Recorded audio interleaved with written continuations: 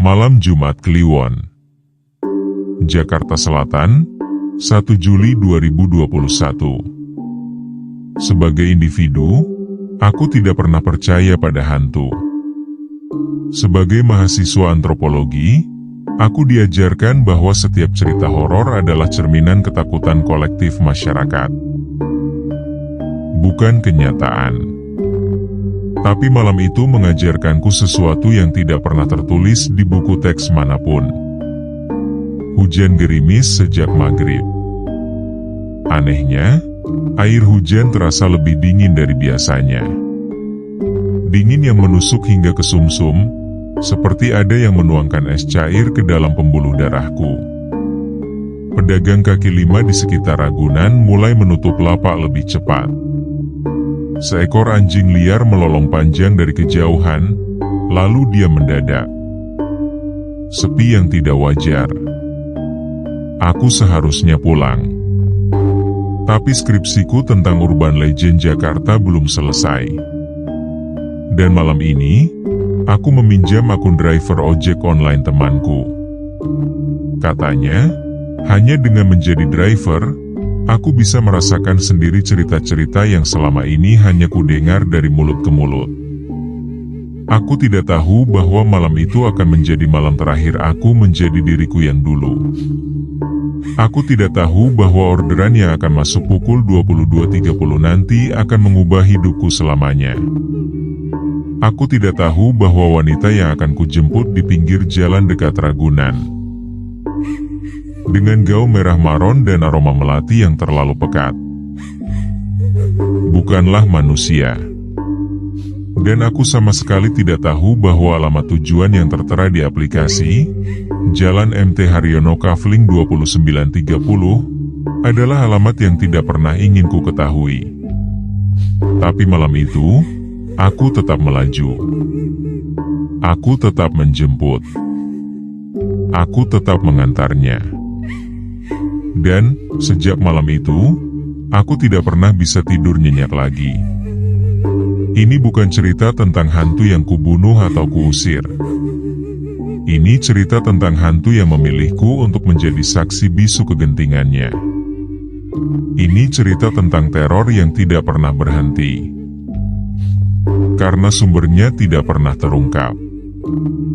Dan, ini cerita tentang mengapa sampai hari ini, setiap malam Jumat Kliwon, aku masih kembali ke depan pagar seng itu. Duduk. Menunggu. Mendengar. Selamat datang di malam pertamaku bersama kuntilanak lantai 14. Malam Jumat Kliwon, 1 Juli 2021. Jakarta sedang tidak baik-baik saja. Hujan gerimis sejak maghrib, tapi bukan gerimis biasa. Airnya terasa lebih dingin dari biasanya, seperti ada es yang meleleh di langit. Malam itu, aku berdiri di emperan toko dekat Taman Marga Satwa Ragunan, menunggu orderan. Aku bukan driver ojek online. Namaku Marzuki Pradipta dengan status mahasiswa antropologi semester 7 Universitas Indonesia. Malam itu aku sedang melakukan penelitian lapangan untuk skripsiku tentang urban legend Jakarta. Aku meminjam akun driver temanku, Anton Sanusi, karena katanya hanya dengan menjadi driver ojol, aku bisa merasakan sendiri teror yang selama ini hanya kudengar dari cerita. Tapi sejak pukul 21, hawa dingin yang aneh mulai menusuk tulangku. Bukan dinginnya angin malam yang biasa kurasakan. Dingin ini merambat dari telapak kaki hingga ke ubun-ubun, seperti ada yang menuangkan air es ke dalam pembuluh darahku. Pedagang kaki lima di sekitar Ragunan menutup lapak lebih cepat dari biasanya. Seorang penjual bakso tua berkata, "Mas, pulanglah. Malam ini tidak enak situasinya." Aku hanya mengangguk menerima nasihat itu, tapi aku tidak bergerak dari tempatku. Pukul 22.30, aplikasi di ponselku berdering. Orderan masuk. Titik jemput, Jalan Harsono RM, dekat pintu belakang Ragunan. Nama pemesan, Windasari. Alamat tujuan, Jalan MT Haryono Kafling 2930, Pancoran, Jakarta Selatan. Aku membaca alamat itu berulang kali. Kafling 2930? Aku tidak hafal. Tapi sebagai peneliti, aku justru bersemangat. Aku tidak tahu bahwa itu adalah alamat yang tidak pernah ingin ku ketahui. Aku memacu motorku ke titik jemput. Jalan sepi. Lampu jalan berkedip-kedip seperti mata yang sedang sakit. Pepohonan di sekitar Ragunan bergoyang tanpa angin. Aku sampai di lokasi. Seorang wanita berdiri di bawah pohon rindang. Dia mengenakan gaun panjang merah maron. Rambut panjang hitam tergerai. Wajahnya teduh, tapi pucat seperti kain kafan. Aromanya menyengat. Aroma melati. Tapi terlalu pekat. Seperti melati yang direndam dalam air selama berminggu-minggu. Mas Marzuki, suaranya lembut, hampir tidak terdengar. Aku mengangguk. Windasari? Dia tersenyum. Gigi depannya putih bersih yang tidak wajar. Tapi senyum itu aneh. Tidak hangat. Dingin. Seperti senyum patung lilin. Dia naik ke jok belakang.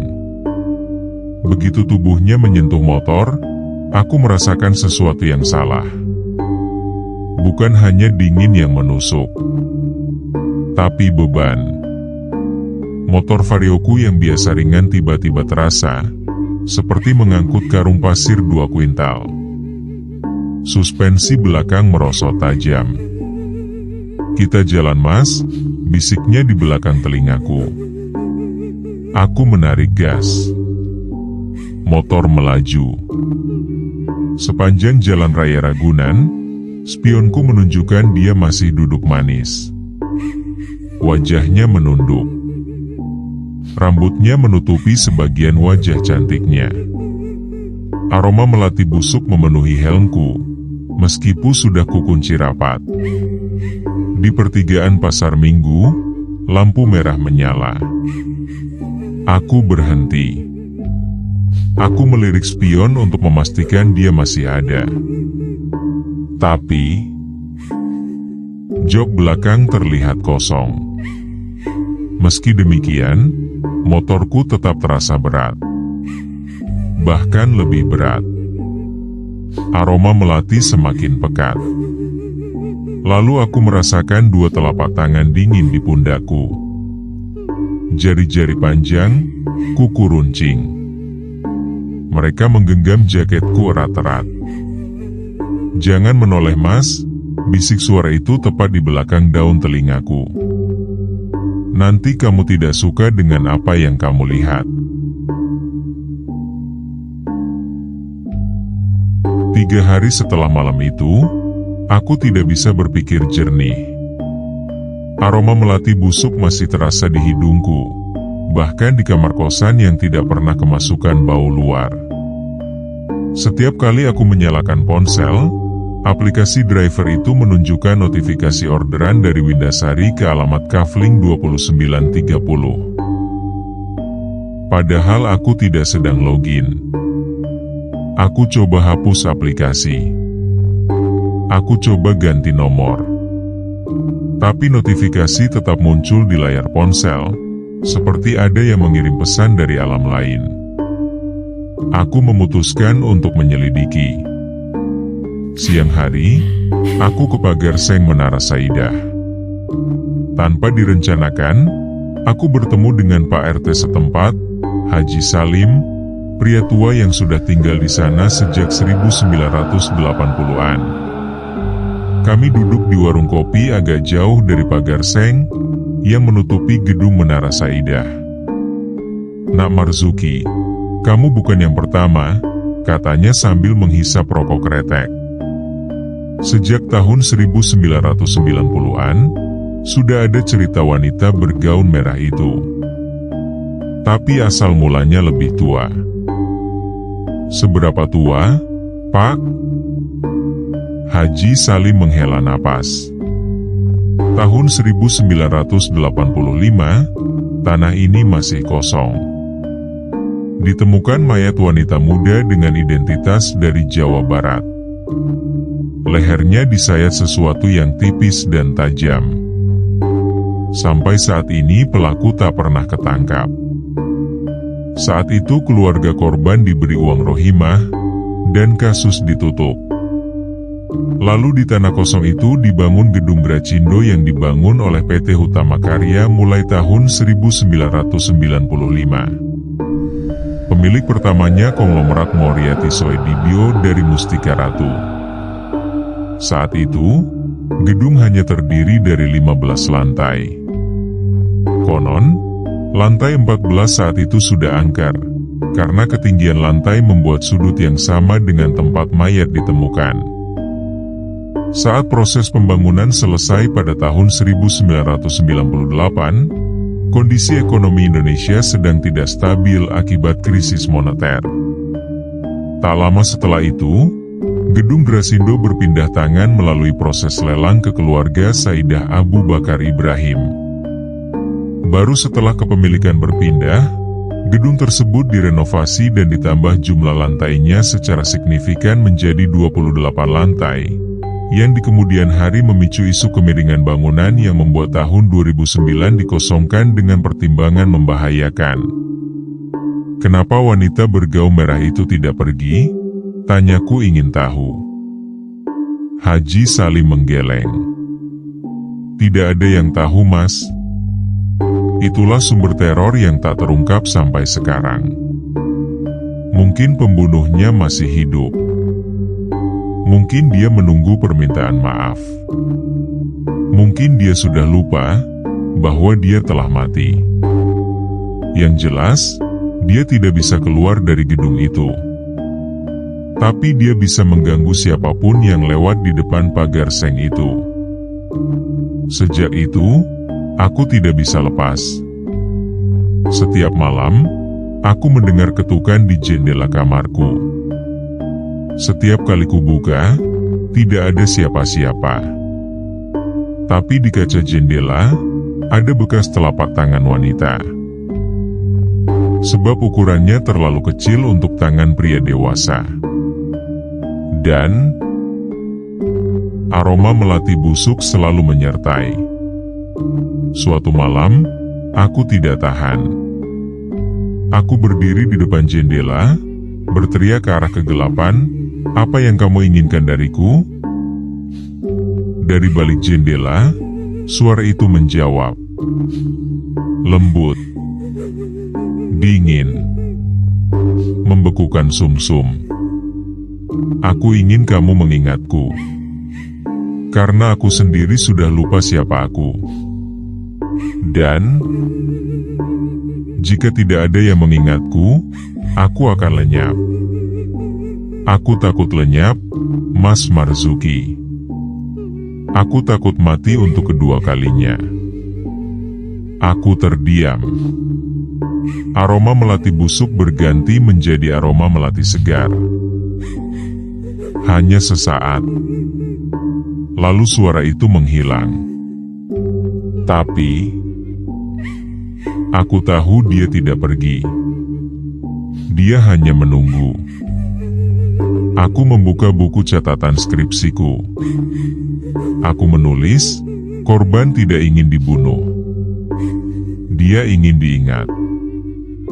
Dan ketakutan dilupakan membuatnya terus menebar teror. Ini bukan tentang balas dendam. Ini tentang eksistensi diri. Tapi menulis tidak cukup. Dia ingin lebih. Dia ingin aku dan semua orang terus membicarakannya. Karena itu, setiap malam Jumat Kliwon, orderan dari Windasari akan masuk ke ponsel driver manapun yang kebetulan lewat di sekitar Jakarta Selatan. Dan salah satu dari mereka akan menjadi korbannya berikutnya. Termasuk aku yang harus merasakan kehadirannya sampai saat ini.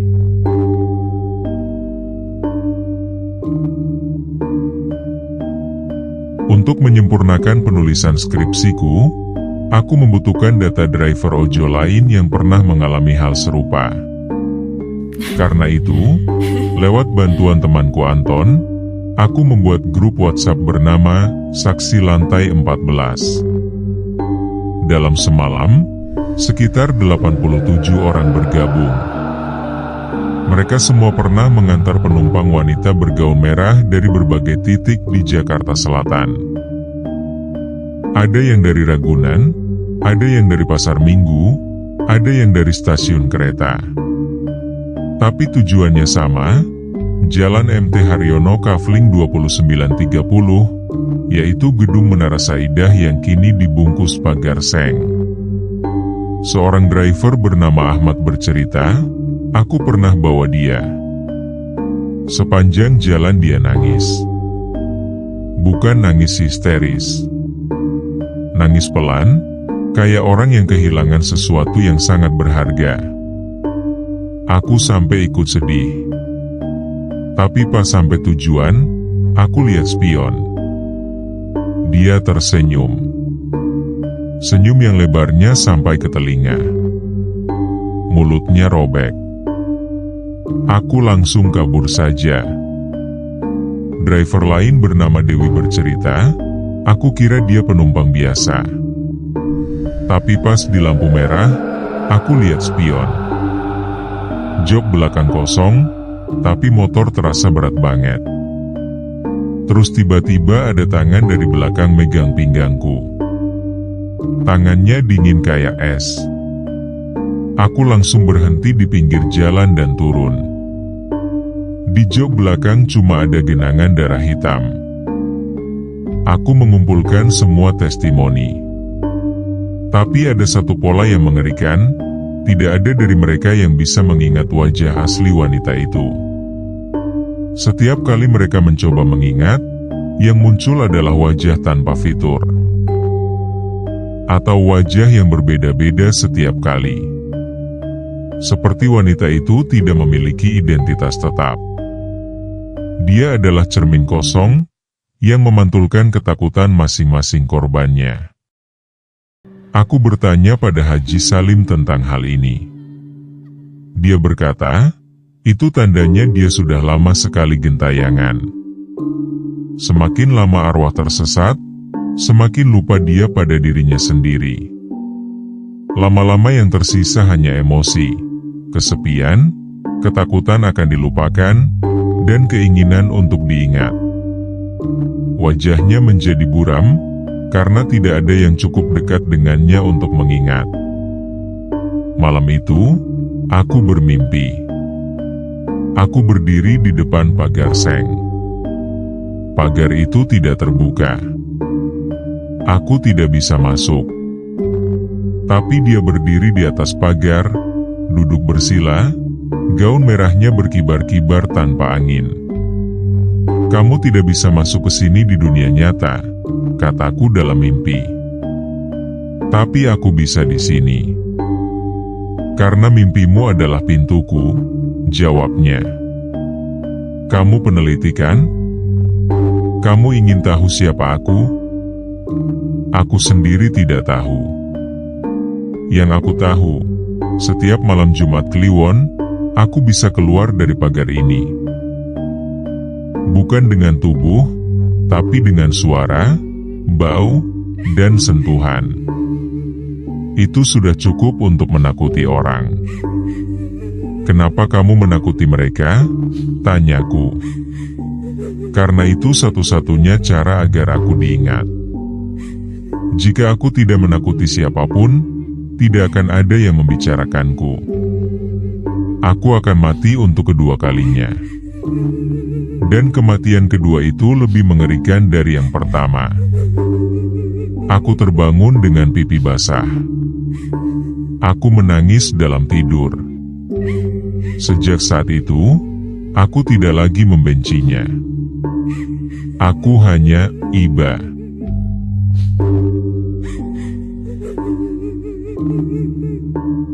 Setelah mimpi itu, aku tidak lagi berusaha menyelesaikan masalahnya. Aku sadar sebagai antropolog, tidak semua fenomena memiliki solusi. Budaya, mitos, dan ketakutan kolektif tidak perlu diobati. Mereka hanya perlu didokumentasikan. Tapi dokumentasiku membuatku semakin sering diganggu. Suatu malam, aku sedang wawancara dengan seorang pedagang bakso yang biasa mangkal di depan pagar seng.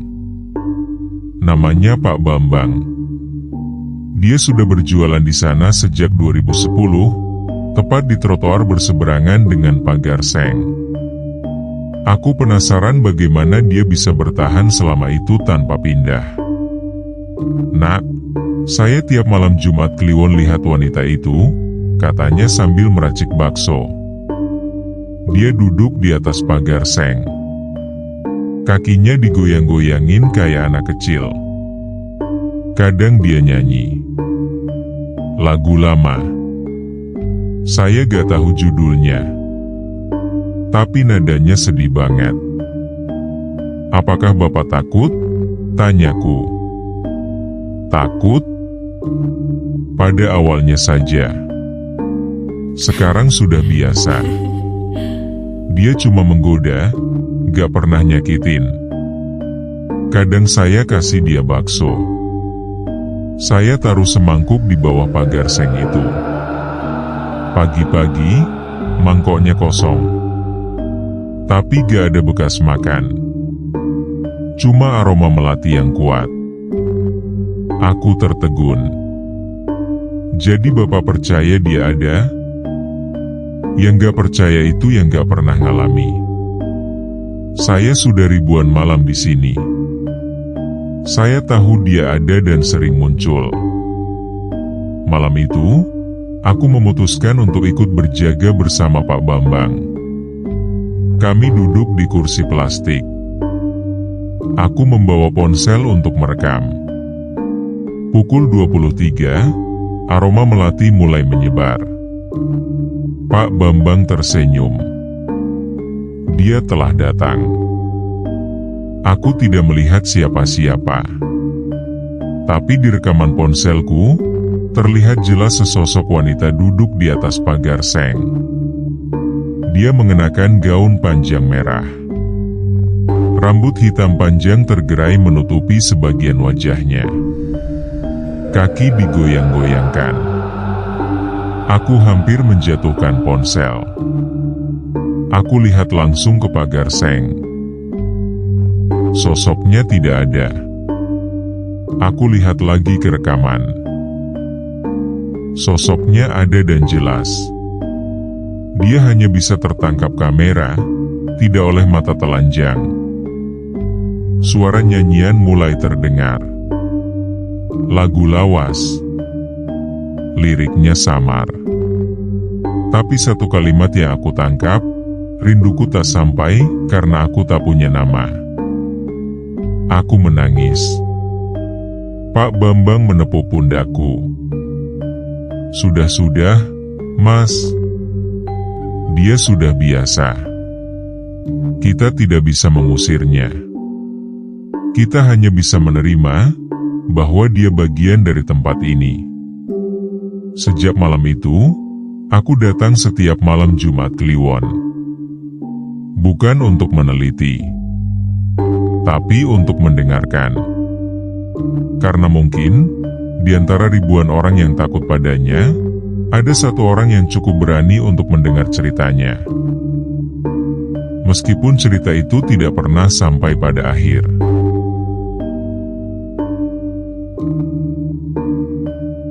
Tahun 2022, 1 tahun setelah pertama kali bertemu dengannya, tidak ada yang berubah.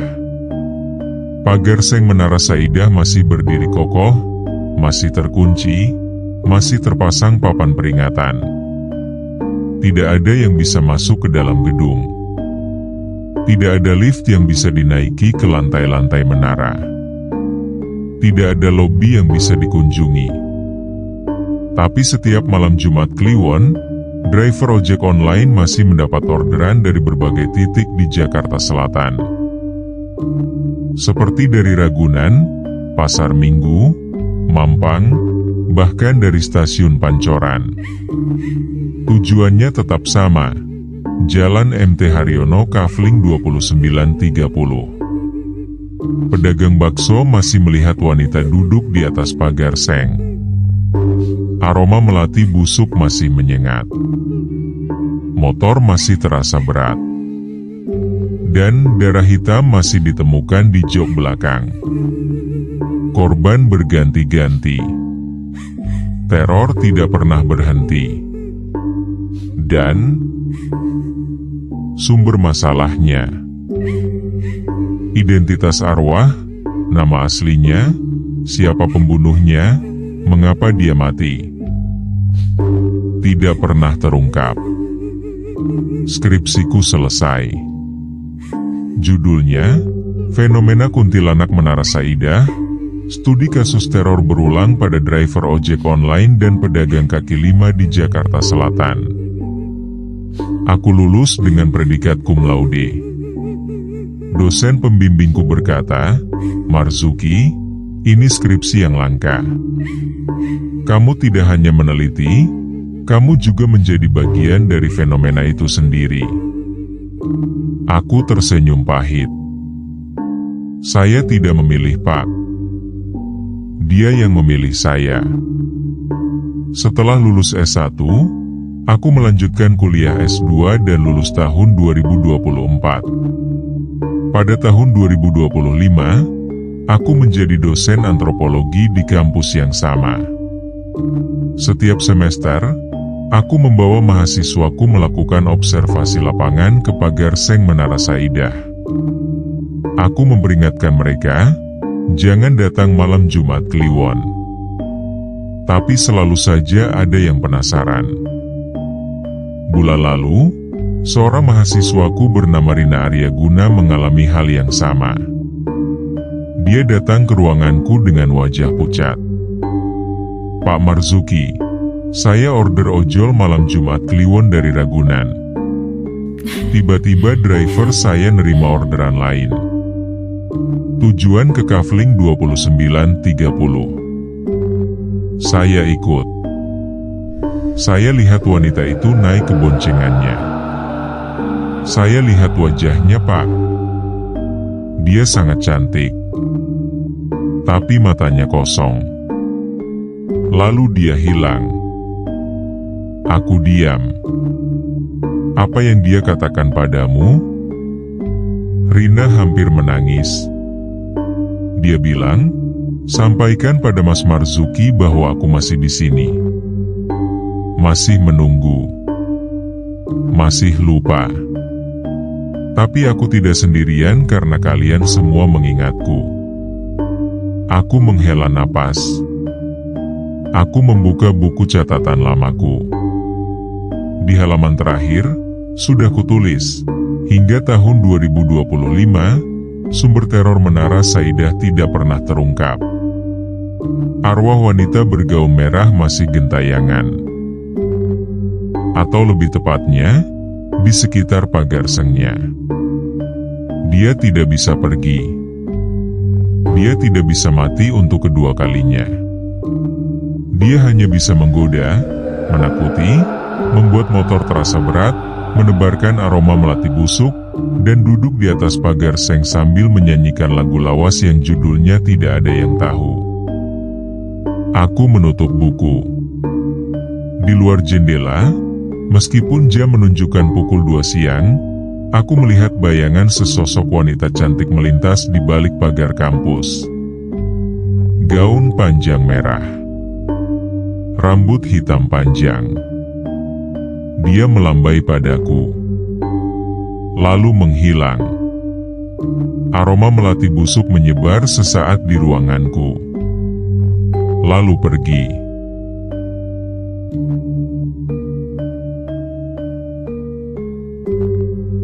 Aku tidak lagi berusaha membantu wanita bergaun merah itu pergi. Aku tidak lagi berusaha mencari tahu siapa dia. Aku sudah pasrah. Sebagai antropolog, aku belajar bahwa tidak semua fenomena budaya memiliki solusi. Urban legend hidup justru karena misterinya tidak terpecahkan. Jika suatu hari nanti seseorang menemukan siapa wanita itu dan pelakunya, mungkin dia akan pergi.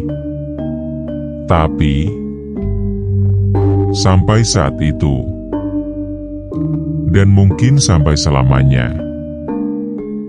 dia akan tetap di sana. Sekarang, setiap Kamis Wage malam Jumat Kliwon, jika aku tidak ada jadwal mengajar, aku masih datang ke pagar Seng Menara Saidah. Aku duduk bersama Pak Bambang. Aku mendengar nyanyiannya. Aku merekam. Aku tidak lagi berusaha membantunya pergi. Aku hanya menemani. Karena mungkin, di antara ribuan orang yang takut padanya, ada satu orang yang cukup berani untuk mendengarkannya tanpa ingin melarikan diri. Aku tidak tahu namanya. Aku tidak tahu wajah aslinya. Aku tidak tahu siapa yang membunuhnya. Tapi aku tahu satu hal. Dia tidak sendirian. Dan karena kita mengingatnya. Karena driver ojol masih mendapat orderan aneh. Karena pedagang bakso masih melihatnya duduk di pagar Seng. Karena aku masih menulis tentangnya. Dia akan hidup selamanya. Sebagai urban legend, sebagai ketakutan kolektif, sebagai cerita yang diceritakan ulang dari mulut ke mulut, dari driver ke driver, dari generasi ke generasi. Itulah satu-satunya keabadian yang bisa dinikmati arwah, yang bahkan tidak bisa mengingat namanya sendiri. Malam ini malam Jumat Kliwon lagi. Aku akan ke sana. Aku akan membawa rekorder. Aku akan mendengarkan lagunya yang sedih. Dan sebelum pulang, aku akan berkata pelan ke arah pagar Seng. Aku tidak tahu siapa kamu.